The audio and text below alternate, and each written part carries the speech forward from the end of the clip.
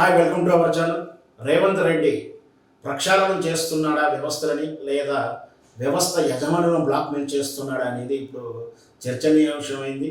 ఎందుకంటే నిన్న రేవంత్ రెడ్డి ముఖ్యమంత్రిగా సమీక్ష చేసినటువంటి ముఖ్యంగా రెండు వ్యవహారాలు ఏంటి అంటే, ఒకటి మెట్రో రైలు గురించి, రెండవది ఫార్మాసిటీ గురించి ఈ సమీక్షలు ముఖ్యంగా సర్వత్రా విమర్శలు వస్తున్నాయి.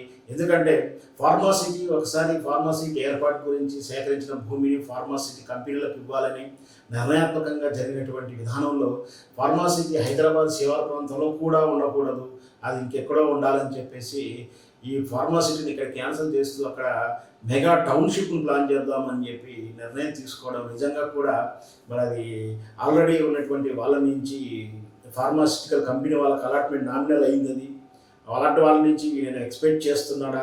ఎందుకంటే మనకు తెలుసు, రాజకీయ నాయకుడు అనుకున్నటువంటి పని కాకపోతే డైరెక్ట్ కొందరు డబ్బులు అడగలేకపోవచ్చు, దానికి ప్రత్యక్షంగా పరోక్షంగా ఇంకో రకంగా ఈ విధంగా నెగిటివ్గా వాళ్ళ నిర్ణయం ప్రకటిస్తే ఆటోమేటిక్గా వాళ్ళే శరణు కోరుతారని కావచ్చు. ఇట్లాంటి తరచూ రాజకీయ నాయకులు చేస్తున్నట్టు టెక్నిక్స్ కొందరు డబ్బులకు చేస్తారు, కొందరు పేరు ప్రఖ్యాతులు కూడా చేస్తారు. గతంలో మనం చూసాం కేసీఆర్ తెలంగాణ ఎన్నికల గతంలో మనం చూసాం తెలంగాణ ఉద్యమ సమయంలో కేసీఆర్ మెట్రో రైలు, సేమ్ అదే మెట్రో రైలును Koti women's college Andhra bank line వెళ్ళడాన్ని ఆయన ఆక్షేపించడం, తద్వారా మళ్ళీ సైలెంట్ అవ్వడం చూసాం. అంటే అక్కడ ఏదో అది ఏం జరిగింది అక్కడ, మరి అది డబ్బుల రూపంలో సంజాయిషి ఇచ్చారా లేదా, లేకపోతే శరణు కోరడం వల్ల వదిలేశాడా, అవన్నీ కూడా ఆ రోజు మనం అన్నీ కూడా చర్చించిన అంశం. మళ్ళీ తీరా అదే విధంగా రేవంత్ రెడ్డి కూడా ఈ ఫార్మాసిటీ కంపెనీల వాళ్ళ నుంచి మరి బ్లాక్మెయిల్ చేస్తుండా, నిజంగా మరి పర్యావరణం గురించి మాట్లాడుతున్నాడు, పర్యావరణం కోసమే చేస్తున్నాడా, ప్రక్షాళన చేస్తున్నాడా, తద్వారా రేపు ఈ నిర్ణయాన్ని అంటే ఇది నిజమా అబద్ధమా, ఇది ఏం చేస్తున్నాడో, బ్లాక్మెయిల్ చేస్తున్నాడా, నిజంగా ఆయన ప్రక్షాళన చేసి వైపు ఉందా అంటే రేపు కొద్ది రోజుల్లో మన కాలమే సమాధానం చెప్తుంది. ఎందుకంటే నిజంగా ఫార్మాసిటీ కంపెనీ తరలించే ప్రయత్నం చేసి ప్రాక్టికల్గా చూపించగలిగితే నిజంగా కూడా